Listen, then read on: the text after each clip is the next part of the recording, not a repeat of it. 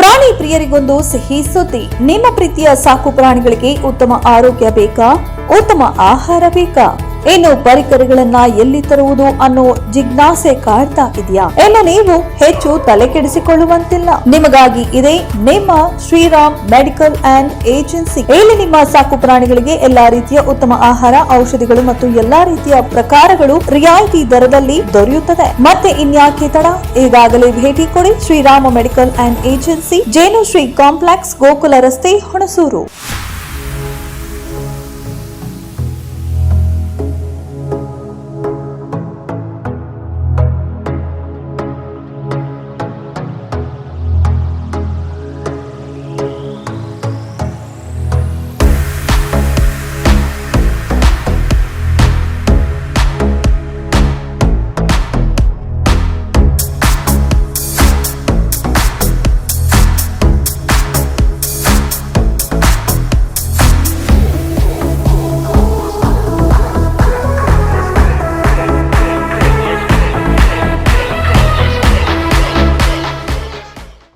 ಸಾವಿರಾರು ವಿದ್ಯಾರ್ಥಿಗಳಿಗೆ ವಿದ್ಯಾದಾನ ಮಾಡಿ ತಮ್ಮ ಜೀವನವನ್ನ ರೂಪಿಸಿಕೊಳ್ಳಲು ಅನುವು ಮಾಡಿಕೊಟ್ಟ ಶ್ರೀರಾಮ ಅನುದಾನಿತ ಪ್ರೌಢಶಾಲೆಯನ್ನ ಆಡಳಿತ ಮಂಡಳಿ ಗ್ರಾಮಸ್ಥರು ಉಳಿಸಿ ಬೆಳೆಸಬೇಕು ಎಂದು ಕ್ಷೇತ್ರ ಶಿಕ್ಷಣಾಧಿಕಾರಿ ರವಿ ಪ್ರಸನ್ನ ತಿಳಿಸಿದರು. ಪಿರಿಯಾಪಟ್ಟಣ ತಾಲೂಕಿನ ಕೋಬಲಪುರ ಗ್ರಾಮದ ಶ್ರೀರಾಮ ಅನುದಾನಿತ ಪ್ರೌಢಶಾಲೆಯ ಆವರಣದಲ್ಲಿ ಆಯೋಜಿಸಿದ್ದ ಶಾಲಾ ವಾರ್ಷಿಕೋತ್ಸವ ಕಾರ್ಯಕ್ರಮದಲ್ಲಿ ಭಾಗವಹಿಸಿ ಮಾತನಾಡಿ, ದೂರದೃಷ್ಟಿ ಇಟ್ಟುಕೊಂಡು ಅಂದೇ ದಿವಂಗತ ಕೆಪಿ ಕರಿಯಪ್ಪನವರು ಈ ಶಾಲೆಯನ್ನ ಸ್ಥಾಪಿಸಿದರು. ಈ ಗ್ರಾಮಕ್ಕೆ ಪ್ರಾಥಮಿಕ ಆರೋಗ್ಯ ಕೇಂದ್ರ, ಪಶು ಆಸ್ಪತ್ರೆ, ಬಿಸಿಎಂ ಹಾಸ್ಟೆಲ್ ಮಂಜೂರು ಮಾಡಿಸಿದ್ದಾರೆ. ಇಂದಿನ ಸ್ಪರ್ಧಾತ್ಮಕ ಯುಗದಲ್ಲಿ ವಿದ್ಯಾರ್ಥಿಗಳಿಗೆ ಗುಣಮಟ್ಟದ ಶಿಕ್ಷಣವನ್ನ ನೀಡುವಂತೆ ತಿಳಿಸಿದರು. ಇನ್ನು ಇದೇ ಸಂದರ್ಭದಲ್ಲಿ ಶ್ರೀರಾಮ ಪ್ರೌಢಶಾಲೆ ಮುಖ್ಯ ಶಿಕ್ಷಕ ಕಿಶೋರ್ ಆರಾಧ್ಯ ಅವರು ಮಾತನಾಡಿ, ಶ್ರೀರಾಮ ಪ್ರೌಢಶಾಲೆ ಸ್ಥಾಪನೆ ಮಾಡಿ 42 ವರ್ಷಗಳು ತುಂಬಿದೆ.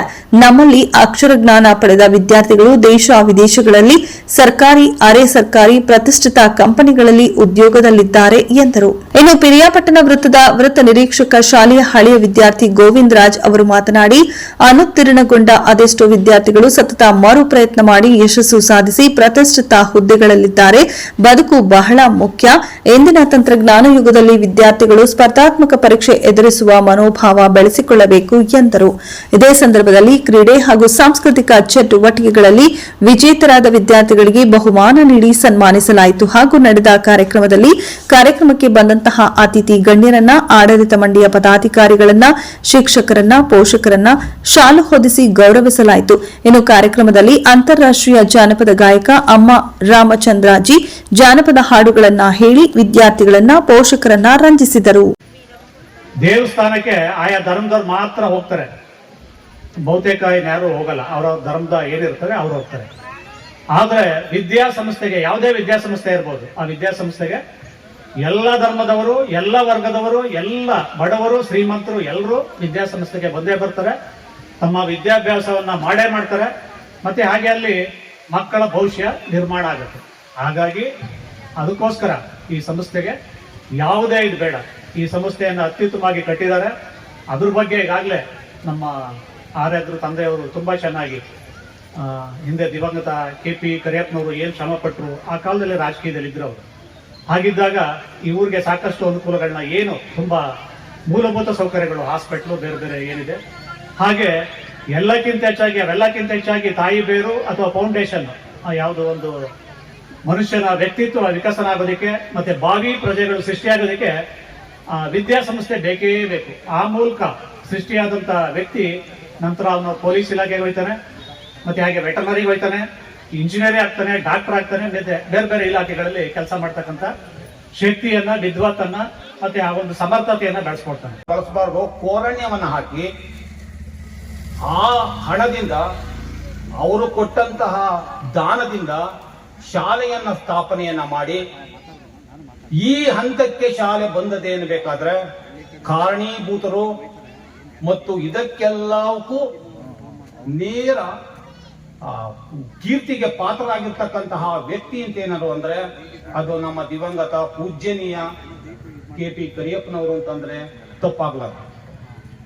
ನೋಡಿ, ನಮ್ಮ ಶಾಲೆ ಸಾವಿರಾರು ವಿದ್ಯಾರ್ಥಿಗಳಿಗೆ ಅಕ್ಷರ ದಾನವನ್ನ ನೀಡಿರ್ತಕ್ಕಂತಹ, ಅದರಲ್ಲೂ ನಮ್ಮ ತಾಲೂಕಿನಲ್ಲಿ ಅತ್ಯಂತ ಹಳೆಯದಾದ ಅನುದಾನಿತ ಶಾಲೆ ಅಂತ ಹೇಳಿದ್ರೆ ತಪ್ಪಾಗಲಾರದು, ತಪ್ಪು ಅಲ್ಲ, ಸತ್ಯನೂ ಹೌದು. ನಮ್ಮ ಹೆಡ್ ಮಾಸ್ಟರ್ ಸಾಹೇಬರು ಒಂದು ಪದ್ಯ ಹೇಳೋರು ನಮ್ಗೆ ಯಾವಾಗಲೂ ಕೂಡ, ನಂಗೆ ಇನ್ನೂ ಚೆನ್ನಾಗಿ ಜ್ಞಾಪಕ ಇದೆ. SSLC ಓದ್ಬೇಕಾರೆ ಐರಿಷ್ ಕವಿ ಜಾನ್ ಕೀಟ್ಸ್ ಒಂದು ಬ್ರೂಸ್ ಅಂಡ್ ಸ್ಪೈಡರ್ ಅಂತ ಹೇಳಿ ಒಂದು ಪದ್ಯ ಇತ್ತು. ಅದೇನು ಅಂದ್ರೆ 9 ಸರಿ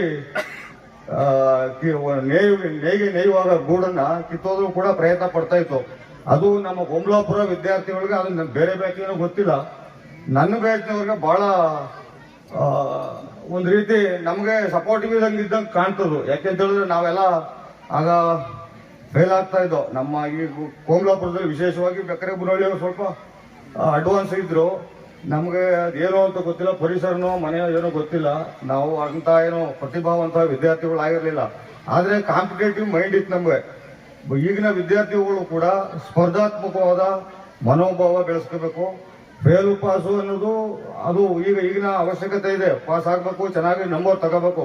ಅವೆಲ್ಲಕ್ಕಿಂತ ಮುಖ್ಯವಾಗಿ ಬದುಕು ಬಹಳ ಮುಖ್ಯವಾದ್ದು. ಆದ್ದರಿಂದ ನೀವೆಲ್ಲರೂ ಕೂಡ ಪಾಸಿಟಿವ್ ಆಗಿ ಯೋಚನೆ ಮಾಡಬೇಕು. ಯಾವುದೇ ಅನುತ್ತೀರ್ಣ ಅಥವಾ ಪಾಸು ಯಾವುದು ಕೂಡ ಜೀವನ ಬಹಳ ಇಂಪಾರ್ಟೆಂಟ್. ಫೇಲ್ ಆದವರು ಬಹಳ ದೊಡ್ಡ ಸಾಧನೆಗಳನ್ನು ಮಾಡಿದ್ದಾರೆ ಜಗತ್ತಿನಲ್ಲಿ. ಆಲ್ಬರ್ಟ್ ಐನ್ಸ್ಟೀನ್ ಕೂಡ 8ನೇ ಕ್ಲಾಸು 10ನೇ ಕ್ಲಾಸು ಫೇಲ್ ಆಗಿದಂತ ವ್ಯಕ್ತಿ ದೊಡ್ಡ ಫಿಸಿಷಿಯನ್ ಆಗಿ ಹೆಸರು ಮಾಡಿದ್ರು. ನಮ್ಮೆಲ್ಲರ ಆರಾಧ್ಯ ದೈವ. ಹಾಗಾಗಿ ನಾವೆಲ್ಲ ಅವನನ್ನ ಆರಾಧಿಸುತ್ತಲೇ, ಅವನನ್ನ ಸ್ಮರಿಸುತ್ತಲೇ ಈ ಎಲ್ಲ ಗೌರವಾನ್ವಿತರು ಏನೆಲ್ಲ ಮಾತುಗಳನ್ನ ಹೇಳಿದ್ರು, ಆ ಎಲ್ಲ ಮಾತುಗಳಲ್ಲಿರ್ತಕ್ಕಂತಹ ಮೌಲ್ಯವನ್ನ, ಸಾರವನ್ನ, ಒಂದೊಂದು ಅಂಶಗಳನ್ನ, ಒಂದೊಂದು ಸಣ್ಣ ಸಣ್ಣ ಸಂಗತಿಗಳನ್ನ ನಮ್ಮ ಬದುಕಿನಲ್ಲಿ, ನಮ್ಮ ಇಡೀ ಜೀವನದಲ್ಲಿ ಅಳವಡಿಸಿಕೊಳ್ಳುವ ಮೂಲಕ ನಾವು ಶಾಲೆಗೆ ಕೀರ್ತಿ ತರ್ತಕ್ಕಂಥ ಕೆಲಸವನ್ನ ಮಾಡೋಣ, ಊರಿಗೆ ಕೀರ್ತಿಯನ್ನ ತರ್ತಕ್ಕಂಥ ಕೆಲಸವನ್ನ ಮಾಡೋಣ ಅಂತ ಹೇಳ್ತಾ ನಮ್ಮೆಲ್ಲ ನೀವು ಪದಕ ಕಟ್ಕೊಳ್ಳಿ. ಈಗ ಹೆಂಗೋ ತಂದೆ ತಾಯಿಗಳು ಏನೋ ಹೆಲ್ಪ್ ಮಾಡಿದ್ದಾರೆ, ಬದುಕಿದ್ದೀರಿ, ನೆಕ್ಸ್ಟ್ ನಿಮ್ಮ ಜೀವನ ಕಟ್ಕೊಳ್ಳಿ. ಯಾಕಂದ್ರೆ ಕೀರ್ತಿ ಸರ್ ನಾವು ಜೊತೆಲೆ ತುಂಬ ಒಡನಾಟ ಇಟ್ಕೊಂಡಿರ್ತೀನಿ. ಮತ್ತೆ ನಂದೇನು ಅಂದ್ರೆ, ನಾನು ಮೆಂಟರು IIT ಮತ್ತು ನೀಟ್. ನನ್ನ ಪರಿಶ್ರಮದಿಂದ ನಾನು ಬೆಳಿಬೇಕು, ನಾನು ಸಾಧನೆ ಮಾಡಬೇಕು, ನಮ್ಮ ತಂದೆ ತಾಯಿಗಳು ಒಳ್ಳೆ ಹೆಸರು ಬೇಕು, ನನ್ನ ಸಮಾಜದಲ್ಲಿ ನಾನು ಗುರುತಿಸ್ಕೋಬೇಕು ಅಂತ ಯಾರು ಪರಿಶ್ರಮ ಮಾಡ್ತಾರೆ, ದೇವರು ಯಾವಾಗಲೂ ದಾರಿ ತಪ್ಪಿಸೋದಿಲ್ಲ, ಅವನಿಗೆ ಆಶೀರ್ವಾದ ಮಾಡ್ತಾರೆ. ಅದಕ್ಕೆ ಅವರೇ ಕಾಣ್ತಾರೆ.